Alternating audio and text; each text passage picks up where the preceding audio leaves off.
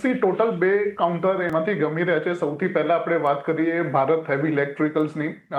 જે previous breakout zone હતો exactly ત્યાંથી જ આપણને ડાયવર્જન્સ દેખાડીને રિવર્સ થઈ રહ્યું છે. કાઉન્ટર 210 નો અપ્રોક્સિમેટ લો હતો, 226 કરંટ રેટ ચાલુ છે, તો બાય કરવાની જ સલાહ છે આ લેવલેથી. અને શોર્ટ ટર્મમાં આપણે એક્સપેક્ટ કરી શકીએ છીએ 242 અને 244 ના અપ્રોક્સિમેટ લેવલ એક્સપેક્ટેડ છે. અને સ્ટોપ લોસ અગર લગાડવું હોય તો 210 ની નીચે ક્લોઝિંગ બેસિસના હિસાબથી આપણે લગાડી શકીએ છીએ. સેકન્ડ છે ભારત ઇલેક્ટ્રોનિક્સ. ગઈકાલે એક સારું એવું બ્રેકઆઉટ જોવા આવેલું, ડાયવર્જન્સ પછી ટ્રેન્ડલાઇન બ્રેકઆઉટ હતો અને ઓલમોસ્ટ 4% આપણે કાલે મૂવ જોયો છે કાઉન્ટરની અંદર. એટલે કરંટ ભાવેથી સ્ટેગર્ડ મેનરમાં 385 384 સુધી મળે તો પણ બાય કરવાની સલાહ રહેશે.